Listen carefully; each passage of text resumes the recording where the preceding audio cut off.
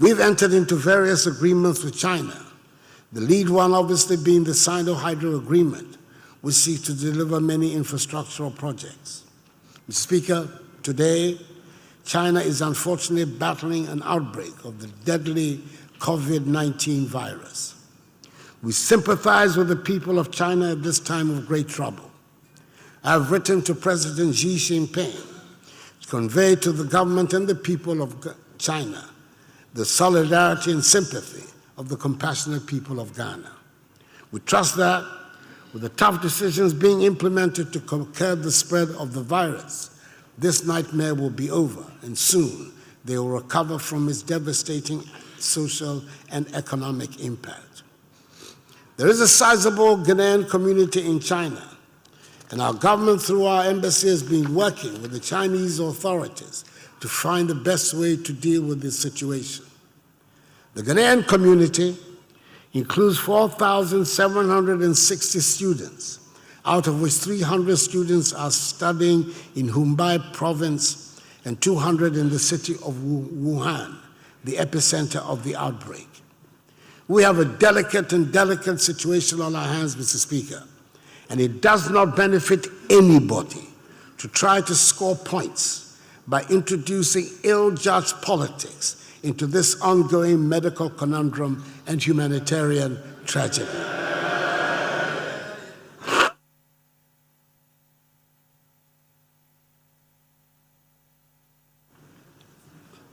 Most of these students are on Chinese government scholarships, and since the crisis started, the Chinese government has done its best to keep them supplied with food and other logistics. The Ghana government, through its mission, also supplies logistics, and the embassy has given, so far, 500 United States dollars to each student. However, we know that no amount of logistics will make up for the extreme stress and trauma that these young people are going through, and I treat members of this honorable House to set an example by helping to pour oil over troubled waters instead of instigating tension and spreading fear and panic among the young people. The government is in constant touch with experts on the subject, who advise that the basic principle of public health is to confine the disease to the area of its origin. But we have not ruled out the option of evacuating the students from Wuhan if that becomes necessary. We have put in place measures to ensure that their evacuation back into Ghana, if it happens, does not lead to the dissemination of fear and panic amongst the general population.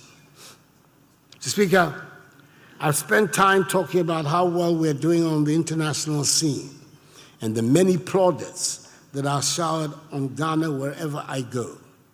But the test of how well our country is doing and can and should be measured by how Ghanaians themselves feel about their situation.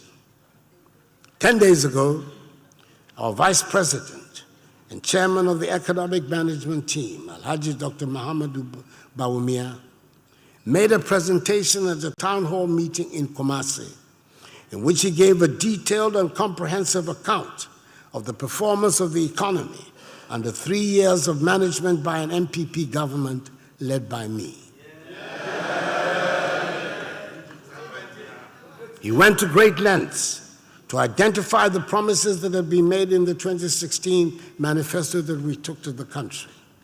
This document spelled the agreement between the elected government and the people of Ghana. I do not intend to go through all over again the meticulous accounting that was done in Kumasi 10 years ago. It is enough to say, 10 days ago, it is enough to say that it being Dr. Bawumia, everything he said was backed by data and his customary fact-checking.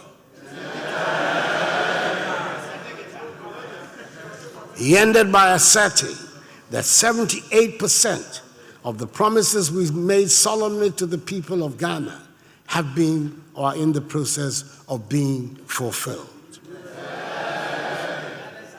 There has so far been no factual challenge to his compelling testimony.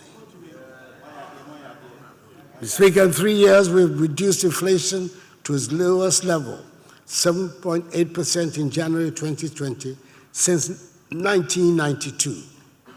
For the first time in over 40 years, we've had a fiscal deficit below 5% of GDP for 3 years in a row.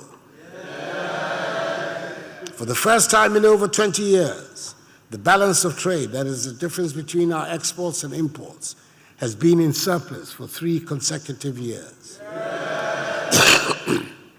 Our current account deficit is shrinking, interest rates are declining, and the average annual rate of depreciation of the cedi is at its lowest for any first-term government in the Fourth Republic. Our economic growth has rebounded to place Ghana among the fastest-growing economies in the world for 3 years in a row, at an annual average of 7% GDP growth, up from 3.4% in 2016, the lowest in nearly 3 decades. The international investor community has recognized this development, resulting in Ghana today being the largest recipient of foreign direct investment in West Africa. The sovereign credit ratings agencies have upgraded our ratings and also improved the outlook for this year, notwithstanding the fact that it is an election year. This is a massive vote of confidence in the current management of the economy, as best illustrated by Ghana's successful issue of the longest dated Eurobond ever issued by a sub-Saharan African country, with investors placing 15 billion United States dollars of orders for Ghana's 41-year Eurobond. The 7-year bond attracted the lowest coupon rates ever for Ghana at 6.375%, compared with the 9.25% Ghana had to pay for a similar Eurobond issue in 2016. No wonder Bloomberg, the reputable global financial media house, earlier this week highlighted Ghana as the top candidate for an economic leap in Africa. This expression of confidence is important because it will lead to enhanced investments in our economy and the accompanying greater numbers of jobs.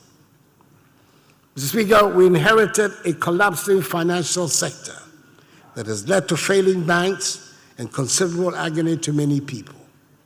The government is having to conjure 13 billion cedis to pay the 4.6 million affected customers of the banks. This is money that we can ill afford, and which would have gone to fund the many things that our communities are crying for. Properly utilized, 13 billion Ghana cedis would work wonders with our perennial infrastructure deficit. But we did think long and hard about paying all the customers of the failed banks, and we believe we made the right decision.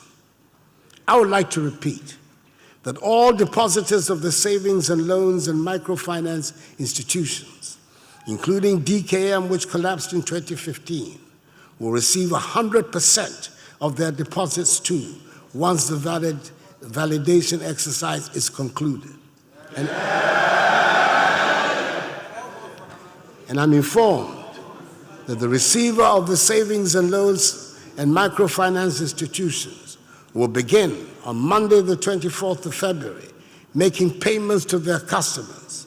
These monies, totaling 5 billion cedis, being in addition to 13 billion cedis being paid to the customers of the failed banks.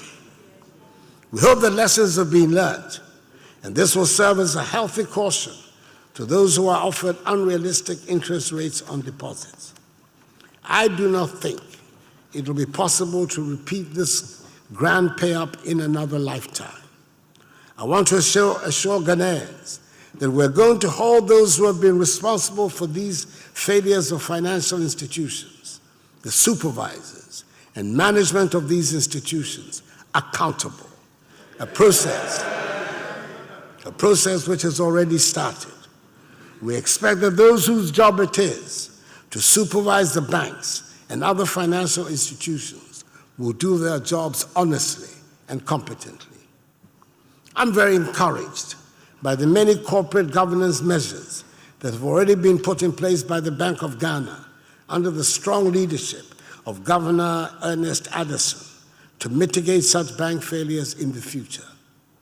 Thanks to the banking sector cleanup, today I'm happy to say that Ghana's weak banking sector that we inherited is now well capitalized, better managed, sound and liquid, and the banks are now increasing their lending to the private sector to help propel the transformation of the economy beyond aid. Mr. Speaker, a year ago, I started my speech here in Parliament with a reference to the happy events in Gabon and my presence at the inskinment of the new Yana, Mahama Abukari II.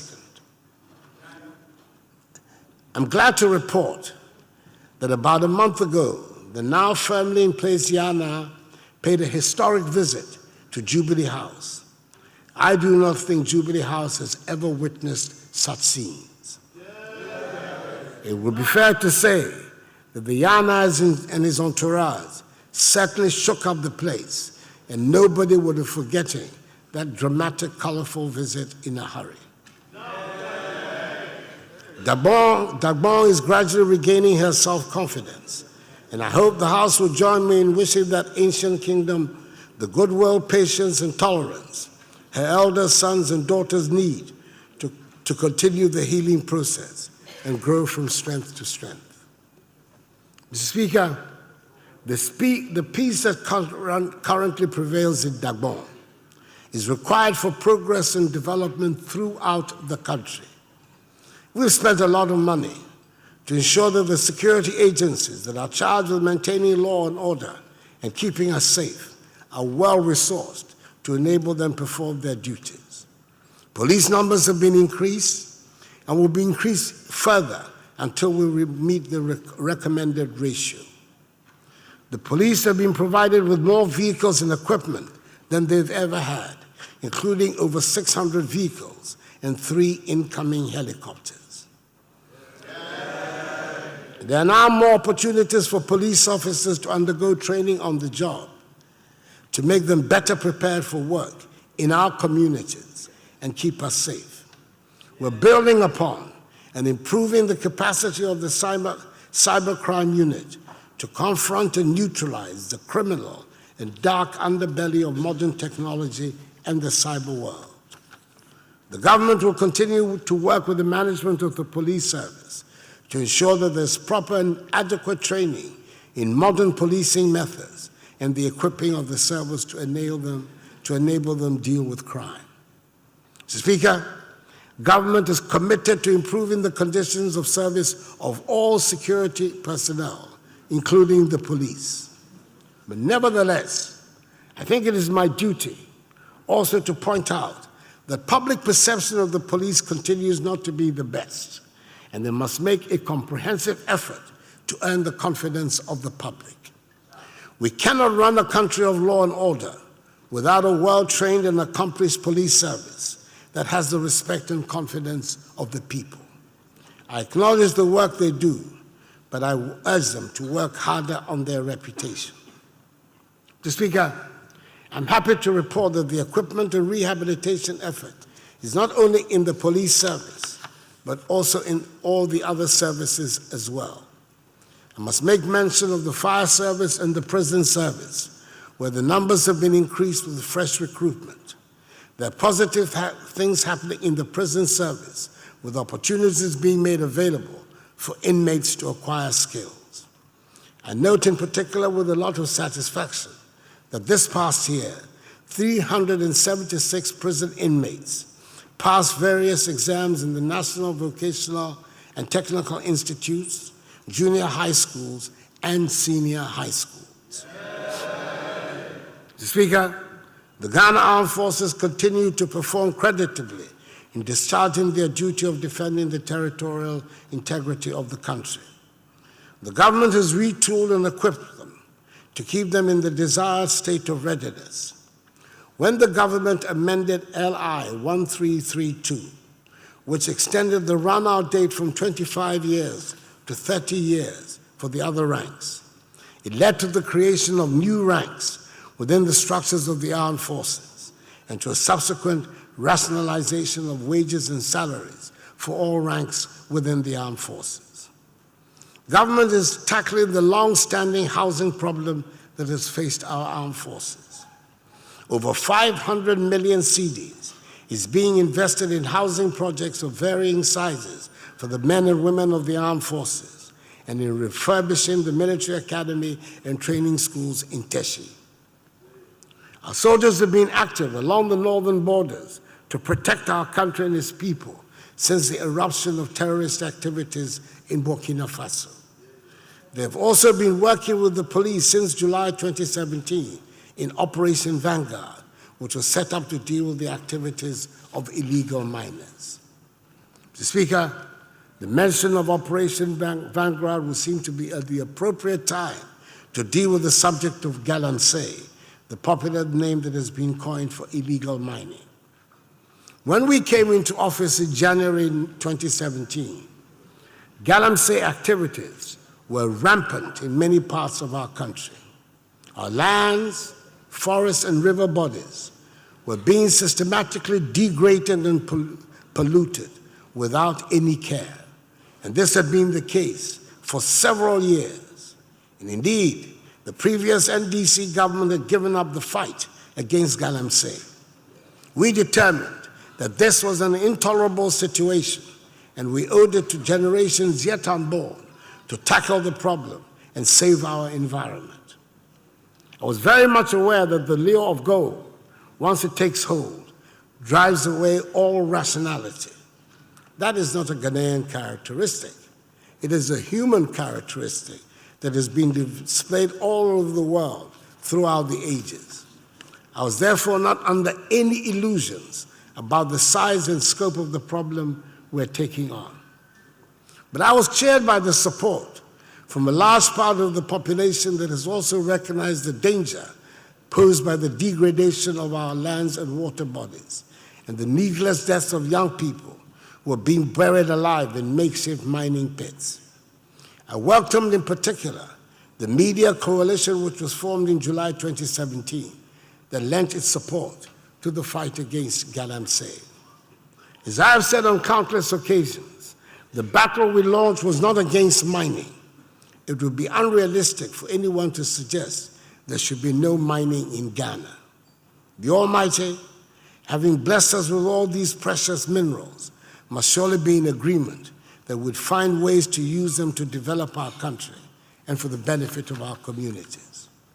However, taking the minerals out should not lead to the destruction of our water bodies and forests or endanger the sustainable existence of our country. What is more, it was obvious to all that the small-scale mining that had always taken place in our communities had been transformed into something unrecognizable in our history by the introduction of the monster machinery that dug up riverbeds and turned serene streams into ugly, toxic, muddy, frothy ponds. It was no longer small-scale mining, and it was certainly no longer local community mining when we saw the influx of foreigners into the most rural, isolated, and densest of forests. It was no longer local community mining when rivers, hitherto considered as sacred, were being abused and polluted. We started with the banning of all small-scale mining, and after about a year of the campaign, we made some progress, and some rivers showed signs of coming back to life. The University of Mines and Technology at Takwa took on the role of training local people in sustainable mining, and by the time the ban on small-scale mining was lifted last year, almost 4,000 had received the training. The Honorable House also did its part by amending the Mining Act to raise the penalties for illegal mining and prohibiting foreign nationals from participating in any way in small-scale mining. The nation is grateful for the intervention of Parliament. Mr. Speaker, the threat posed to the future of our country by Galamsey is grave, and we cannot shirk our responsibilities in dealing with it. I'm appealing to the media coalition not to be daunted by the difficulties in the fight against Galamsey. Government will not weaken its stance and welcomes the continuous support of the media coalition. The Interministerial Committee Against Illegal Mining has been working hard and has had some successes. Under the auspices of this committee, the Ministry of Local Government has formulated and is implementing the Alternative Livelihood Program in 35 severely affected Galamsey districts across the country.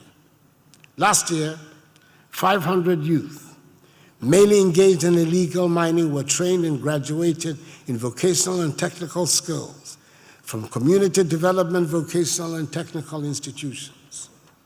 They've been provided with startup tools and equipment. An additional 607 youth are currently undergoing similar training, 240 of whom are in the community development institutions, while 367 are attached to master craftsmen through apprenticeship at the community level. Operation Vanguard has been largely successful, even though problems still remain.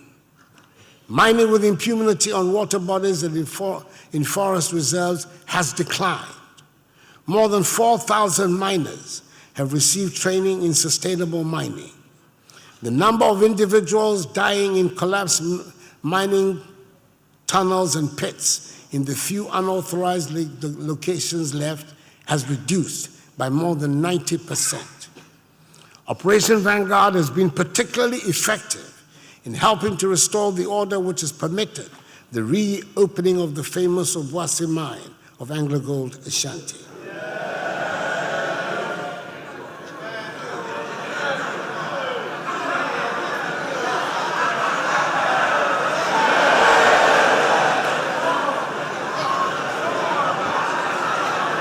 The community mining program, Mr. Speaker, the community mining program has been well received by the population, and young men and women who did not have the resources to acquire concessions and excavators and other mining inputs, and therefore had to do Galamsey, have moved into legal community mining. Now, more than 20,000 individuals are earning their incomes legitimately in the community mines in Akrofrom, Echuma Nwabeja, Echuma Mpunya, Adansi North, Amansi Central, Wassa Amenfi East, and Wassa East districts. Since the introduction of the community mining program, there have been no deaths due to the collapse of tunnels and pits. The Interministerial Committee, along with Operation Vanguard, were determined to disrupt Galamsey activities by confiscating equipment that were employed in these activities. In this regard, 12,000 Shangfan machines that go on the river and scoop up the riverbed were seized and destroyed on site. Some excavators were also seized, and a number of them have gone missing. The police have arrested and charged some of the alleged culprits, and investigations are ongoing. No one involved will be shielded, no matter what their positions or political colors are. Mr. Speaker, we've made significant strides over the last 3 years in our fight against corruption, despite of the skepticism of people with questionable records. We've strengthened the legal framework to fight corruption with the help of this House by passing into law the Witness Protection Act, 2018, Act 959, the Office of the Special Prosecutor Act, 2018, Act 959, the Right to Information Act, 2019, Act 989, and the Companies Act, 2019, Act 992, which provides a framework for enacting a beneficial ownership register. The government has increased budgetary allocations to to all the accountability institutions of state, including the Parliament of Ghana, the Judiciary, SHRAJ, EYOCO, the Office of the Attorney General and Ministry of Justice, the Auditor General, the Office of the Special Prosecutor, and the Ghana Police Service, with annual increases between 25% and 34% between 2017 and 2019. We have also implemented a change from the opaque allocation of Ghana's oil blocks to a more transparent allocation process, and advisedly so. The opaque period, 2013 to 2016, saw, according to the Ministry of Energy, the signature of 13 petroleum agreements, from which 14 wells were to be drilled. Not a single well was drilled. In contrast, in my time, over the last 3 years, there have been 6 drilling campaigns on 3 different blocks, with others on the way. We will drill more and find more oil.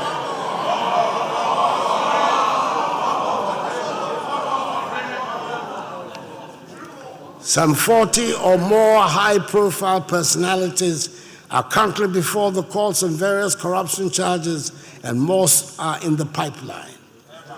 I would like to repeat that if evidence of corruption is presented, no one will be spared, regardless of position or political affiliation. No one is above the law. That is the true meaning of equality before the law.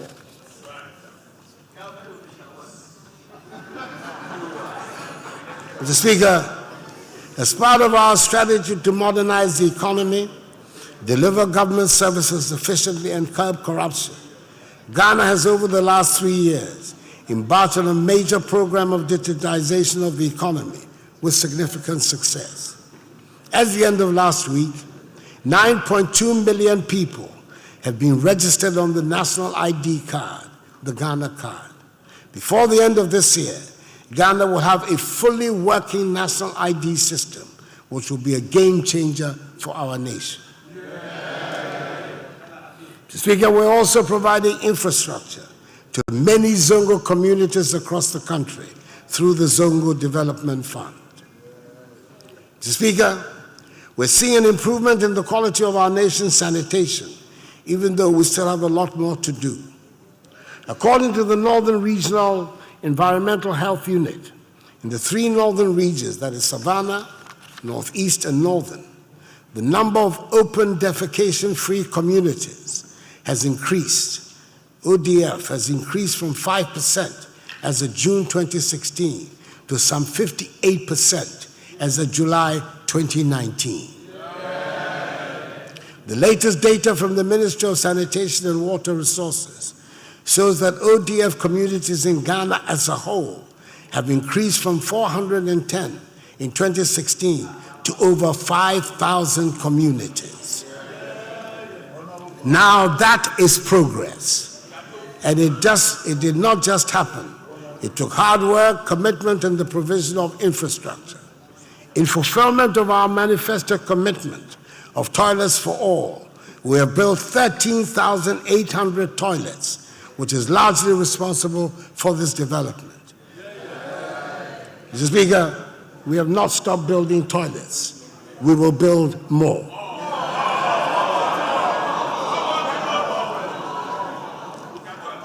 Mr. Speaker, another good example of deliberate, well-thought-out policy executed through hard work and commitment that is generating dividends is what we've done about food and agriculture in the past 3 years. It bears repeating that agriculture was very much in the doldrums when we came into office, with a growth rate of 2.9%. We introduced the program for planting for food and jobs and set about to make agriculture an attractive profession. We invested resources, expertise, and time, and the results have been impressive and rewarding. The growth rate in 2016 was 6.1%, and this increased to 6.4% last year. Increased production and high yields from foodstuffs like maize, rice, sorghum, groundnuts, soybean, cowpea, cassava, and plantain have led to a decrease in the wholesale prices in market centers in major food-producing areas. Furthermore, we're no longer importers of maize. We're reducing our dependence on rice imports and are now, in effect, net exporters of foodstuffs. Food prices are their lowest in decades. Mr. Speaker, I must provide some examples of what I mean by things not just happening by happenstance, but by deliberate and meticulous planning and competent execution. We recruited some 2,700 agricultural extension agents to give practical expertise on the farms. We are not yet at the United Nations recommended ratio of 1 extension officer to 500 farmers, but we're working to get there, and it is definitely a vast improvement on the decimated department we met on the assumption of office. With the support of Canada, 300 vehicles and 3,000 motor bicycles have been deployed around the country for ease of movement for those tasked to help the farmers. Once the foodstuffs are produced, we don't leave it to chance and risk not being able to sell and thereby discourage the farmers. The National Food and Buffer Stock Company, NAFCO, has been revitalized to enhance agricultural marketing and improve access to market. NAFCO is promoting institutional procurement of produce and sales to schools and hospitals. Mr. Speaker, I'm pleased to inform you that the Commodities Exchange in Ghana, which is fully operational, is promoting high productivity, price stability, increased exports, and reduced imports of commodities. Trading operations through an electronic trading platform commenced in November 2018. To increase storage capacity, 80 warehouses, each of a size of 1,000 metric tons, are being built around the country. 35 have been completed by the Ministry of Special Development Initiatives, and 13 by the Ministry of Agriculture. The Ministry of Agriculture will complete the remaining 17 soon, and the Special Development Initiative Ministry will complete another 10 by June. In other words, Mr. Speaker, every part of the value chain is planned and accounted for. The diversification of the scheme ensures that there will be something to interest a wide variety of people. That is, it is not only foodstuffs that are on offer. The Planting for Export and Rural Development PERD module promotes the following tree crops: cashew, coffee, coconut, oil palm, mango, rubber, and shea. Parliament has contributed to the process of agricultural transformation by the establishment of the Tree Crop Development Authority, which is going to be responsible for husbanding the industries of these tree crops into full maturity and expand by 7-fold our earnings from agriculture. The Rearing for Food and Jobs RFJ program is developing a competitive and more efficient livestock industry that will increase domestic meat production and reduce importation of livestock. 265 small earth dams have also been completed under the One Village, One Dam initiative. More will be done this year. At the heart of all these efforts is the determination to make agriculture an attractive business to young, educated Ghanaians, and that is why modernization, mechanization, and the use of technology are all part of the scheme. Digital and internet maps of soil fertility status in the Northern Savannah Ecological Zone are being made available to facilitate informed decision-making on fertilizer formulation and application. If any more proof were needed that under this government, agriculture is a high-tech undertaking, Mr. Speaker, an electronic platform has been established to capture and monitor the activities of participating farmers. As of December 2019, 500,000 farmers had been biometrically registered. Mr. Speaker, it gives me great joy to be able to tell this House that modernization is finally coming to the fishing industry as well. New ways of doing things are being accepted, and our fisher folk are now ready to take a leap into scientific and sustainable methods of fishing. For 2 consecutive years now, our fisher folk have accepted a closed season and allowed fishers to spawn without disturbance in our waters. Constructions of the 10 long-promised, much-publicized landing sites in Senya-Breku, Elmina, Moree, Mumford, Winneba, Gumwa-Fete, Disco, Axim, Teshi, and Kita have finally started. Axim, Disco, Senya-Breku, and Gumwa-Fete will be completed by the end of this year, with the remainder being completed early next year. Construction of the Jamestown Harbor will commence in March, following the completion of technical work. Mr. Speaker, I'm looking forward to the business resource centers being built, helping the country to unearth some exciting young entrepreneurs. 37 of them have been completed. These centers are one-stop enterprise support centers that provide full range of business development services, investment facilitation and information services to entrepreneurs and business enterprises at the district level. On Monday, I was very pleased to be at Kijibi in the Oti region to commission one of the 37 BRCs that have been completed around the country. In November last year, I commissioned another one at the Fidrasi Asokore in the Ashanti region. The BRCs are all being equipped with modern IT infrastructure and networked through a virtual private network to facilitate efficient delivery of their operations. We have built 37. We're building 30 more. The young people that I met during the presidential pitch program, for example, give me a lot of hope and assure me as having the potential to benefit from the BRCs, the National Entrepreneurship and Innovations Plan, NEIP, and take on the world. Mr. Speaker, the government is aggressively pursuing its plans for industrial transformation.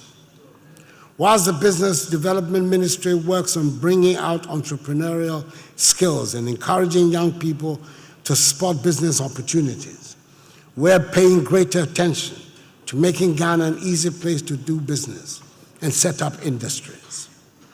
Having won the bid to host the headquarters of the African Continental Free Trade Area, AFCFTA, in Accra, the government has provided a permanent office building to host the Secretariat. And with the appointment of the Secretary General in Addis Ababa 2 weeks ago at the recent AU Summit, the office will become operational by the end of next month. We extend our warm congratulations to the first Secretary General, Mr. Wamkele Meni, the young South African, and assure him that we'll give him our fullest cooperation to ensure he succeeds. Mr. Speaker, we launched the Ghana Automotive Development Policy in August last year, and it has so far attracted investment and commercial interest from some very big players, including Toyota, Volkswagen, Nissan, Renault, Hyundai, Sinotruk, and Suzuki. VW is building its plant in the North Industrial Area in Accra and is due to start production by the end of April. Sinotruk has begun assembling its trucks. Toyota is scheduled to start the assembly of vehicles in Tema in the last quarter of this year. We have high hopes for this new industry, which has come to join our own Kantanka. Mr. Speaker, we are determined at long last to exploit our large bauxite, manganese, and iron ore deposits, which will enable us to establish an integrated bauxite and aluminum industry and an iron and steel industry. The Ghana Integrated Bauxite and Aluminum Development Corporation and the Ghana Integrated Iron and Steel Corporation have been established by law as the vehicles for this exploitation. The processes are underway for the selection this year of joint venture partners for the development of the full value chain of these two multi-billion-dollar industries, which will give a tremendous boost to Ghanaian industrialization. Mr. Speaker, all our best-laid plans for industrialization will come to naught unless we have a reliable and reasonably priced energy source. It probably says something about the progress we have made, that in discussing the state of our nation, it takes a while even to get into our power supply matters. It gives me great pleasure to be able to say that we have overcome the Dumsor menace.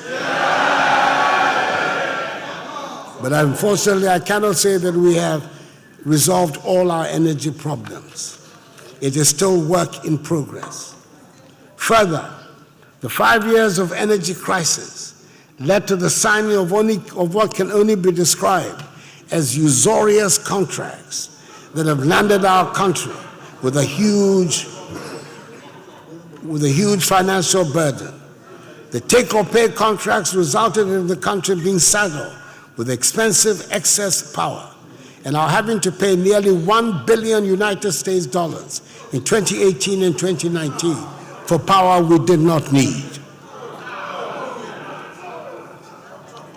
We're working to find a way out to ensure reliable power supply at a cost that makes us competitive in the region.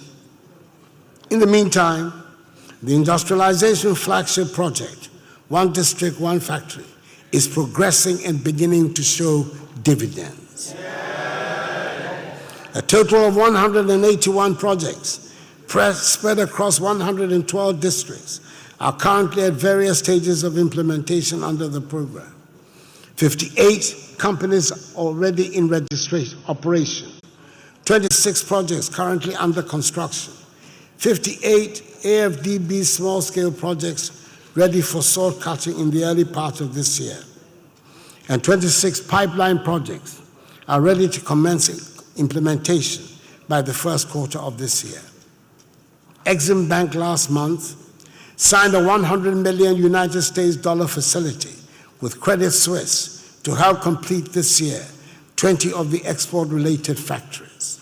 It is envisaged that the ID1D1F initiative will generate a total of 228,886 direct and indirect jobs. Even though the latest Ghana Living Standard Survey has recorded a drop in unemployment from 11.9% in 2015 to 7.3% in 2019, we still need to do more to create more jobs with urgency. Struggling existing businesses are also being revived and expanded under the 1D1F scheme. There's nothing contrary to the philosophy that underpins 1D1F if an already existing enterprise is helped to expand and employ more people. So, Speaker, all our plans, all our hopes, all our expectations for a brighter tomorrow will only come to fruition if we can guarantee an educated and skilled workforce. A look at the national budget gives a clear indication of where our priority lies, and it is with education. The pre-tertiary education bill, currently before Parliament, defines the priorities. Basic education is being redefined to include senior high school, and this covers vocational, agricultural, and technical schools. The emphasis is aggressively to promote science, technology, and engineering and mathematics, STEM education, across all levels of the education system. I'm aware that some of the teacher unions have concerns over the proposed legislation. I would like to add my voice to that of Parliament in encouraging the unions to deepen their engagement with the Ministry of Education in order to find a consensus that will enable the bill to go forward in peace. Mr. Speaker, it was a manifesto commitment to to leverage technology to popularize the teaching and learning of mathematics. It was with an eye to the future that we decided to demystify mathematics and make Ghana a mathematics-friendly country. We need more engineering and technically minded people to be able to transform the economy. I'm glad to report that Ghana's teachers are supportive of the many changes that are being introduced to make these hopes a reality. Yes, the first cohort of free senior high school students are now getting ready to take their West African Senior Secondary Certificate examination waxing, and we look forward to them doing well.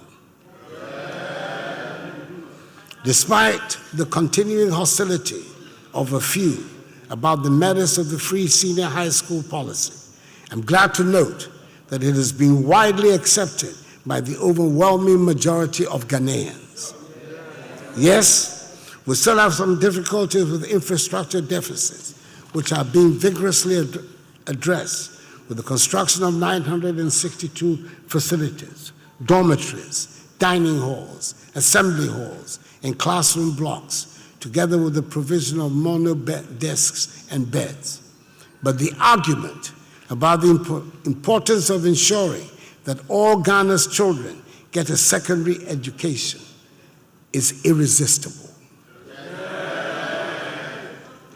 In the best of worlds, the conversation should move on to the fastest way to provide laboratories and workshops to make all of Ghana's children ICT competent. The conversation should move on to how quickly we can transform our children into technically minded and mathematics-loving students. But the government is trying to move the conversation to technical, vocational, and educational training TVET, becoming the instinctive choice for children at school. We're moving the conversation to ensuring that even when an institution is designated as a technical institution, it delivers technical courses. And just in case I need to remind anyone, TVET has always been part of free SHS. Or if you prefer, call it free TVET.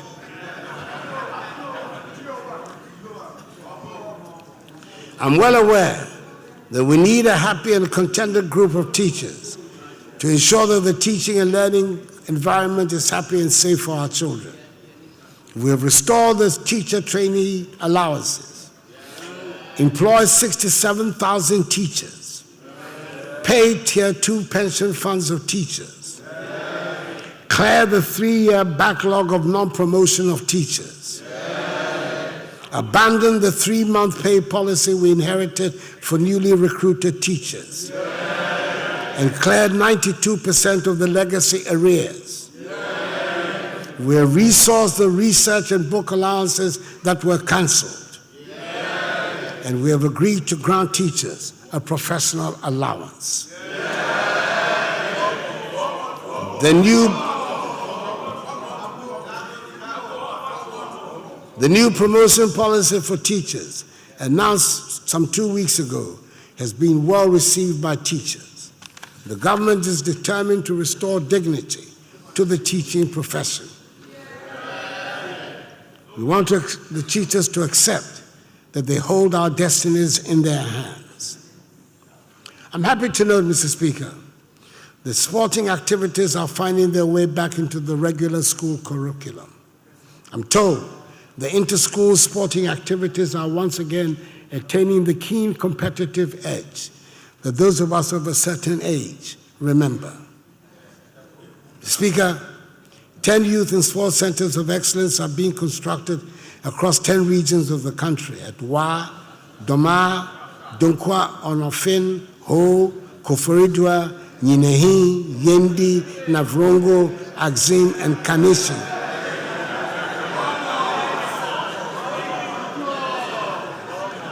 To harness and develop the entrepreneurial abilities and sporting talents of the youth.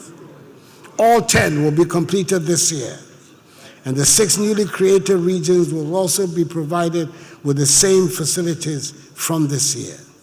Each center will have a counseling center for entrepreneurship development, a conference center, an ICT center, a restaurant, hostel facility and offices, a FIFA standard football pitch, an 8-lane athletic track, tennis courts, multi-purpose courts for basketball, handball, tennis, volleyball and other sporting disciplines, and a gymnasium.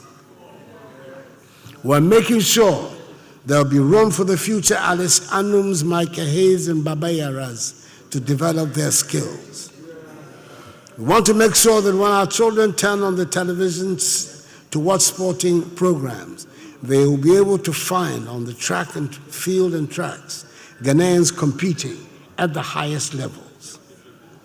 It was with considerable reluctance, Mr. Speaker, that government had to intervene in the administration of football when we decided to dissolve the old GFA because of the bribery and corruption that engulfed its operation. Government worked with FIFA, established the Normalization Committee, and helped bring a new GFA into being. I'm happy to know that football, the passion of the nation, has returned to full normalcy following the election of a new president of the Ghana Football Association, Mr. Kurt Okraku, and I congratulate him on his election. The Ghana Premier League has started, and let us all help bring back the love.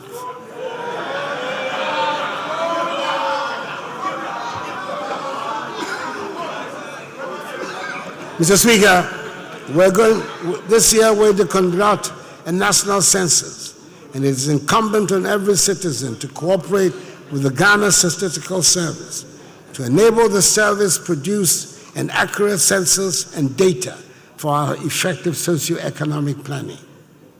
Mr. Speaker, we never lose sight of the fact that there are always some people who might not be able to run life's race at the same frenetic pace as the majority of people.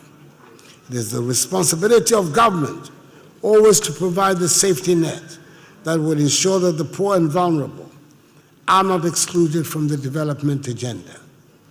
We will continue to improve and expand that the poor and vulnerable are not excluded from the development agenda. We'll continue to improve and expand social protection intervention to cover those who need them. It is critical that the social protection interventions are targeted at those who genuinely need them and those who would also use them to help lift themselves out of poverty.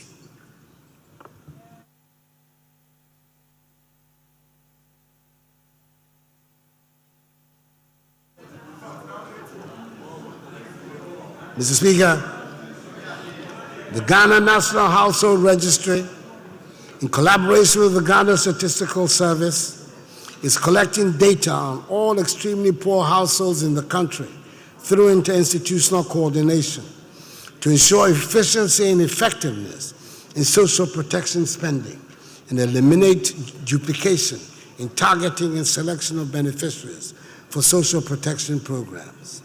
Mr. Speaker, let me give an example of the type of help. For the first time in the country's history, a dedicated fund of 5 million cedis to support women entrepreneurs with disability has been established. The fund, known as Presidential Empowerment for Women Entrepreneurs with Disability, is to provide financial support to 1,000 women entrepreneurs with disability in 2 years, either to establish or scale up their businesses. So far, 850 women entrepreneurs with disability across the country have benefited from the fund, which is 50% grant and 50% loan without interest. The support has enabled the women to expand their businesses and to create 180 direct jobs and many more indirect jobs. The Presidential Empowerment for Women Entrepreneurs with Disability does not only help deliver a manifesto commitment, it is also in fulfillment of SDG Goals 5, 8, and 10, which aim to ensure economic inclusion of women and to harness their talents and capabilities for national development. Speaker, we have begun the process of amending the Disability Act, Act 715, to comply with the United Nations Convention on the Rights of Persons with Disabilities. And hopefully, this House will pass it before the end of the year. As part of the disability inclusive policy of government, all metropolitan, municipal, and district assemblies have representations of persons with disabilities to enable them partake in local level governance. Mr. Speaker, the general health of the people is an important ingredient in making rapid development. 65,000 new healthcare personnel from 2017 to date have been recruited. The National Health Insurance Scheme is operating more adequately and is enjoying the confidence of the increasing numbers of its users, with the number of active members up from 10.6 million in 2016 to 12.3 million at the end of 2019. I remember last year, I urged Ghanaians to renew their NHIS membership by dialing *929# on any mobile phone network. I'm glad it has had an impact, as 5 million people renewed their NHIS membership through the Mobile Renewal Services platform in 2019. As the nation has made progress in eradicating the communicable diseases that used to be the main cause of mortality, we're in danger of falling into the lifestyle disease trap. Too many of us are overweight.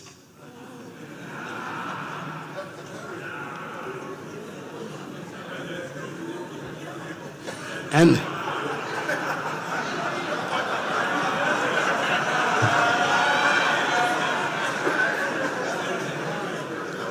obesity is an increasing problem, even among young people. The foods we eat,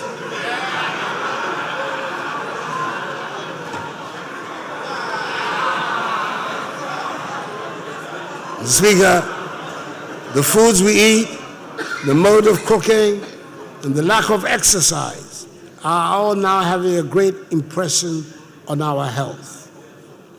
It is time we all learn to take responsibility for our individual health and accept that our health is very much determined by our lifestyle.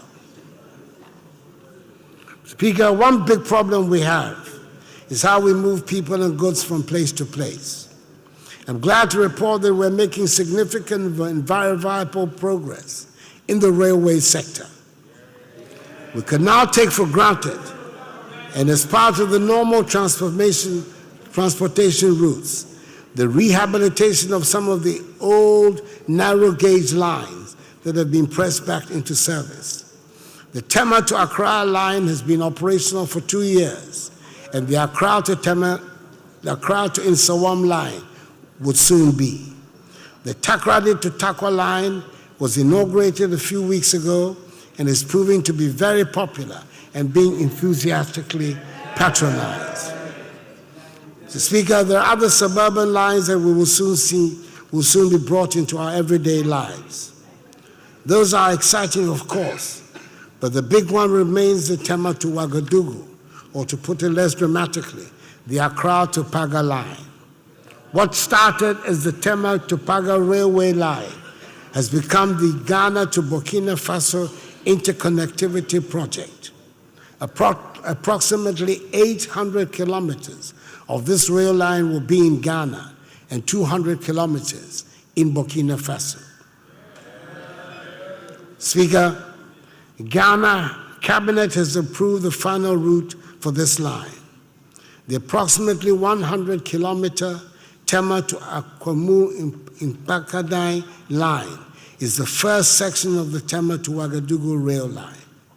At the environments of Juapong, a branch line from Tema to Pakadai will continue through Hohoi, Nkwanta, Dambai, Yendi, Tamale, Waliwali, Nalerigu, Sheni, Bogatanga, and then to Paga as the remaining 700 kilometers of the Tema to Ouagadougou railway.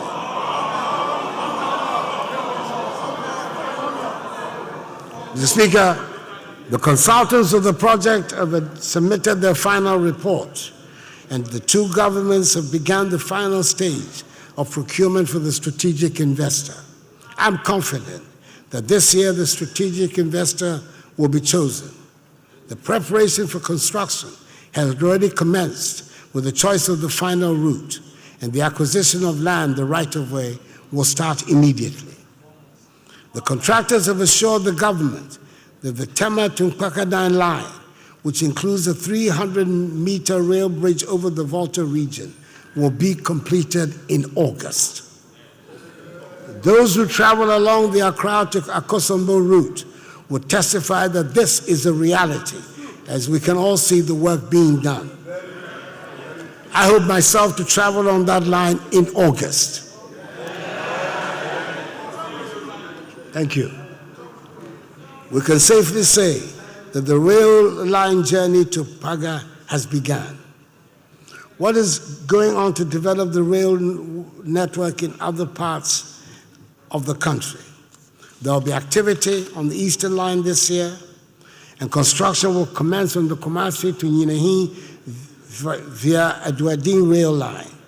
In addition to the intercity and regional railway lines, government is committed to developing suburban rail lines and inner-city light rail to ease the oppressive traffic situation within our cities. What is obviously popularly referred to as the Western Line is receiving attention. The Kujokrom to Manso section, approximately 22-kilometer section of the line with a 350-meter viaduct, is being developed. To speed up the development of the line, the contractor has been asked to develop a new standard gauge line with the port of Takrady to convert the Takrady to Kujokrom narrow gauge into a standard gauge line, and also to continue the development of the new standard gauge line from Manso to Hunu Valley.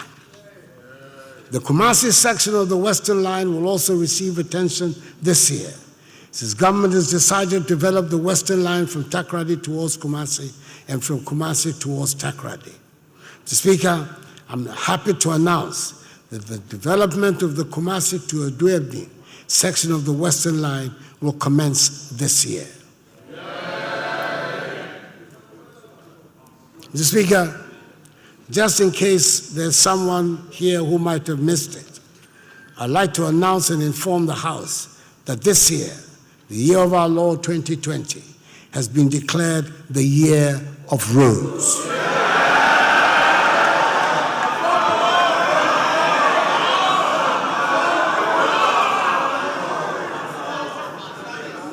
Mr. Speaker, when we declared last year, 2019, as the year of return, it was not because Africans in the diaspora had not been visiting Ghana throughout the years to reconnect with their past. We wanted to make a special year of it. We wanted to draw attention to it and inform the whole world. We considered it important. That is the idea of the year of roads. There are legitimate cases to be made for emphasis to be placed on any of the many deficits in our infrastructure. This year, this government is saying we're putting the emphasis on roads. Gradually,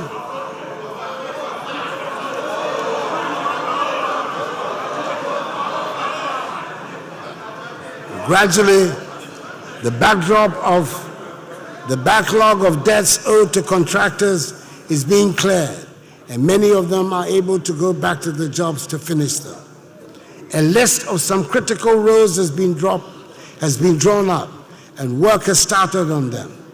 Some of the names of the roads on this list have featured repeatedly in various speeches before this House in the past 30 years. Some of them have been featured on lists of roads that have been claimed to have been built, but that have been turned out to have been artists' impressions. Some of the roads on the list have indeed been said to have been built by so-called reputable contractors, but they have not survived 2 rainy seasons. Mr. Speaker, I speak for all of us in this House When I say the most frequent and the most passionate complaints we get from our constituency are about roads. I therefore expect that everyone will take an interest in the work that are being done and going to be done. Let us all take an interest and ensure that we get value for money.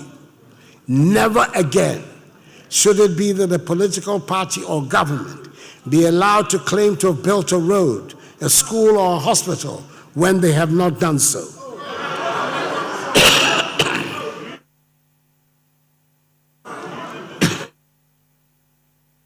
No longer should it be permissible the project supervisors and consultants sign off on buildings and roads for contractors to be paid for shoddy work or work not done.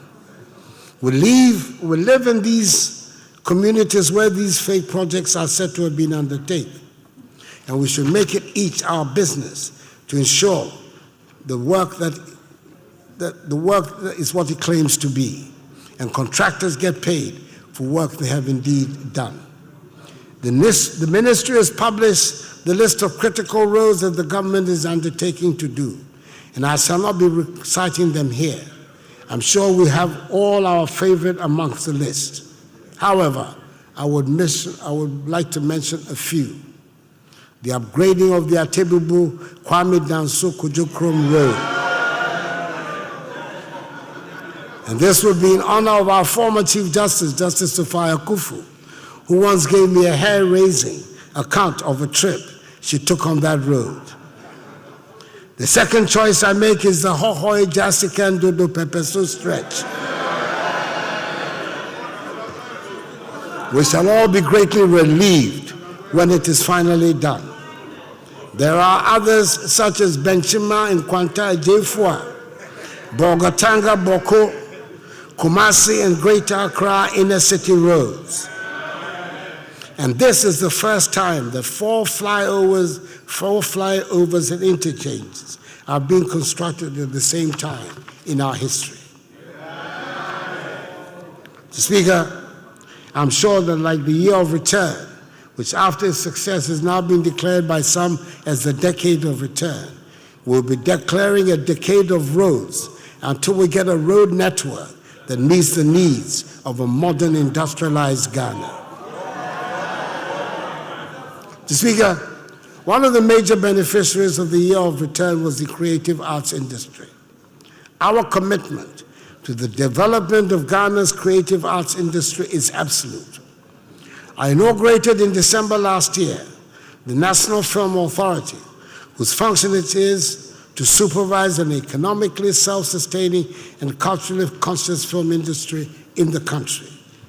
The Creative Arts Industry Bill has been presented to Cabinet for consideration, and once passed by Parliament, the Act will establish the Creative Arts Fund and an agency to promote the industry. Government has also reaffirmed its commitment to the growth of the industry by commencing the construction of the very first senior high school in Ghana dedicated solely to the development of the creative arts industry. I cut the sword for this construction in Kumasi again in December last year. We are determined to do more.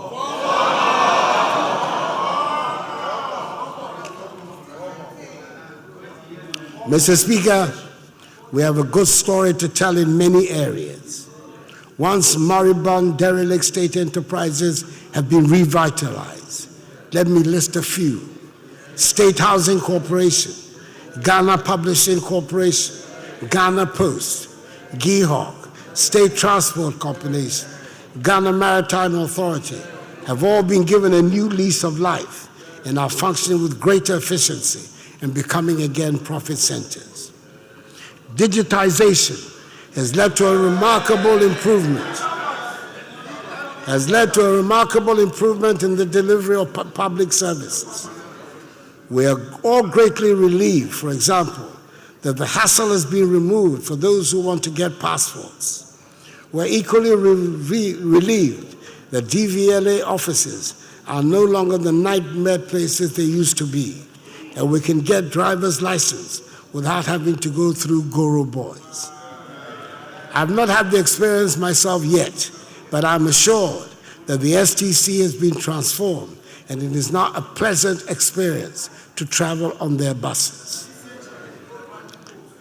SSNIT SNIT has given a guarantee that when people apply for their pensions, they would get them within 2 weeks. I'm told most people get them within 10 days, a far cry from the sad, disgraceful, and humiliating experience that pensioners used to go through to get their pensions.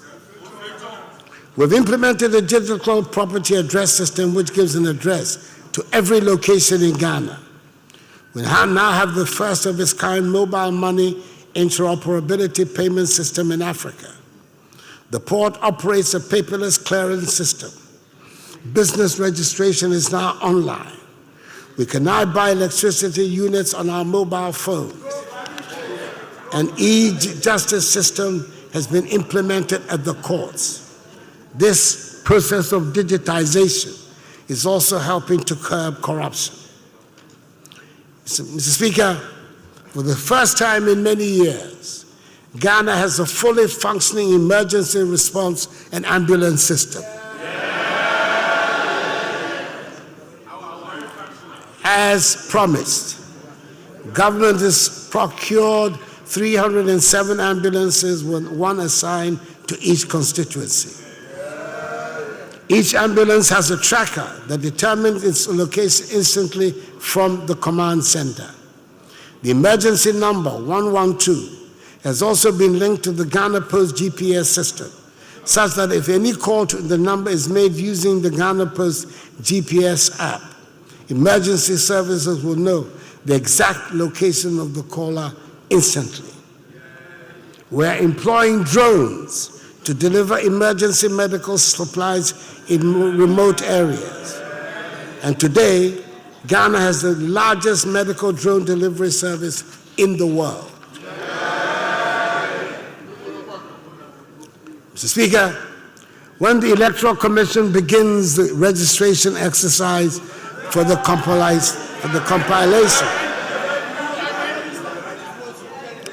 compilation of a new voters register in the course of the year, I appeal to all Ghanaians to register. It is our civic responsibility to do so.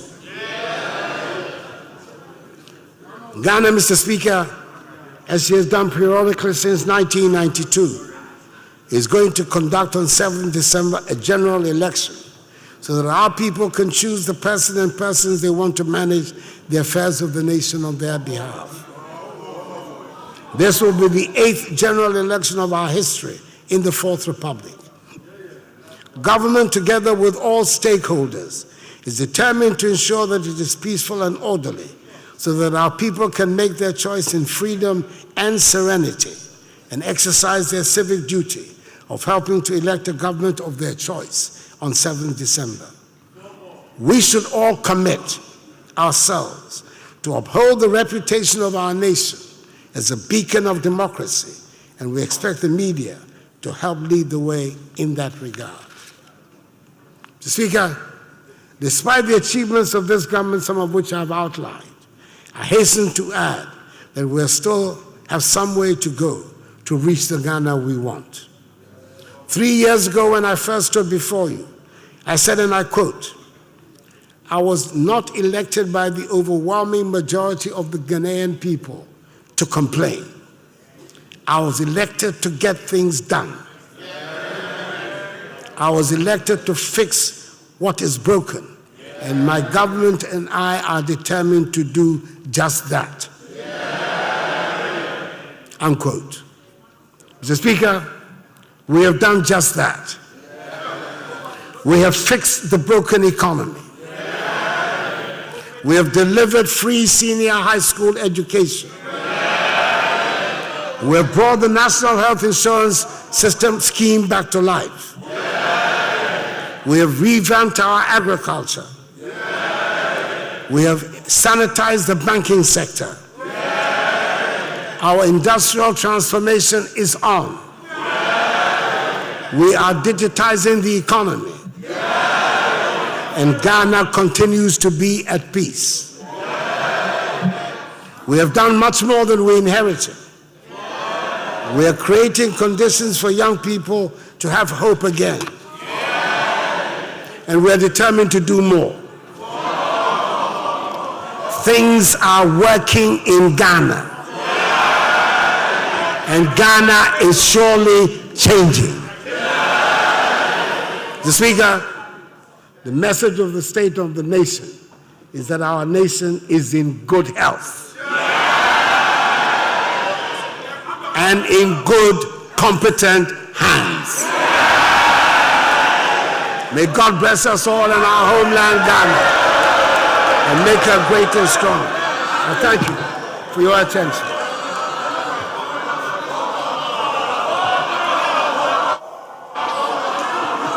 Mr. Speaker, my party and I know the nature of the task before us on the 7th of December, and that is to occupy all DC.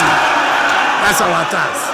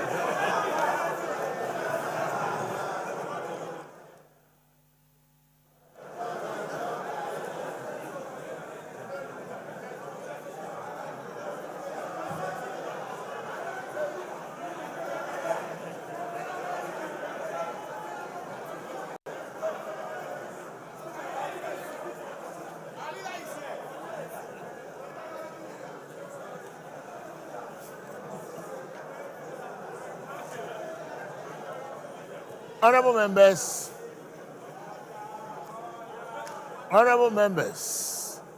order. On behalf of the entire House, I wish to congratulate His Excellency, the President, for his wonderful address.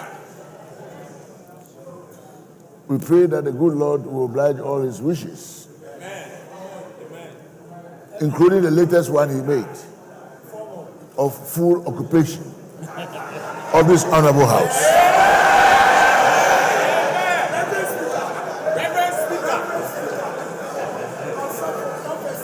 Honorable members, in accordance with Standing Order 58, I wish to convey to His Excellency, the President, of our continuing support for all good works. And I seize the opportunity to once more appreciate the presence of the armed forces of the Republic who have given us security this morning, as well as other security agencies and our own internal security, for all the services they have ensured the smooth success of this function. We also wish to acknowledge at this juncture the presence of the former Chief Justice of the Republic, Her Lordship, Mrs. Georgina Wood. We have a number of senior ministers and top officials who we claim to be one of our own, including the Honorable Senior Minister, Honorable Osafo Mafu, the Honorable Cecilia Dapaya, the Honorable Gifty Kusi, Honorable Natoshi Ado, Honorable Sam Okudjeto,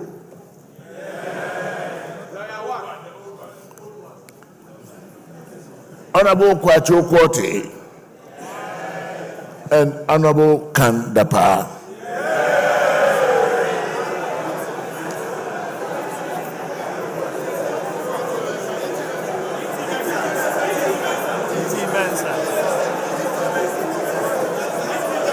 And definitely, not the least, Honorable E.T.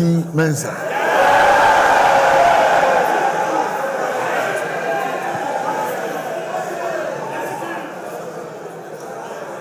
Honorable members, again and in accordance with our practice, a formal communication will be sent to His Excellency the President after the House has debated his message.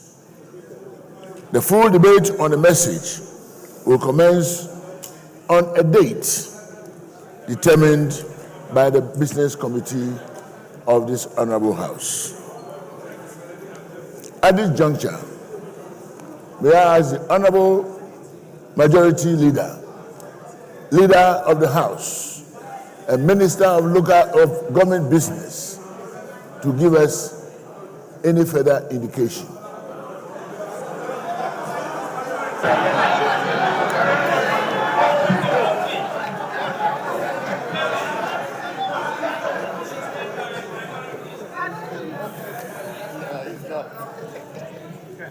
Speaker, Article 67 of the 1992 Republican Constitution provides for the President to deliver to the Republic a message on the state of the nation. Speaker, as you all do know, Article 34, Sub 2 provides the ingredients of the menu to be served. Today, the President of the Republic has done what is required and indeed provided much more information. Speaker, it is instructive to note that this House today has witnessed one of the most dignified atmospheres for the delivery of the message, state of the nation in recent times. Mr. Speaker, serenity, tranquility, worthy of the dignity of the House has prevailed. And I believe those with discerning spirits, Mr. Speaker, would understand why the dignity of the House has not been assailed today. Mr. Speaker, the practice of this House is to stand down a debate on the President's message. And indeed, the Business Committee meeting this morning has programmed the debate to commence on Tuesday next week. It will span 1 week, and the ensuing week, Tuesday, the leaders of the House would wind up the debate. Mr. Speaker, the House is made up of two sides. Today, I see two sides. And the sides who heard the President would participate in the debate. The Speaker, listening to the House, to the President's message, I believe is not confined to the House. Those who are everywhere who heard, who would want to engage in the debate will be welcome. Mr. Speaker, Having discharged this responsibility today and in conformity with practice, the House would normally adjourn to say of the President. But that duty, Mr. Speaker, is in the charge of the Speakership. But if you invite me, Mr. Speaker, I would want to accordingly move that the House stands adjourned, having listened to His Excellency until tomorrow, 10 o'clock in the forenoon. Mr. Speaker, I so move.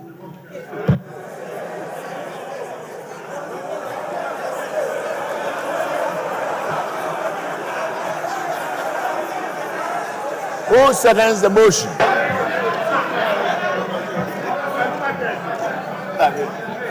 Mr. Speaker, I beg to second the motion moved by the majority leader and the leader of the House that the House stands adjourned to tomorrow at 10 o'clock in the forenoon. I so move. Second the motion. Thank you. Honorable members, the motion for adjournment has been moved and seconded. All those in favor say aye. Aye. Those against say no. The ayes have it.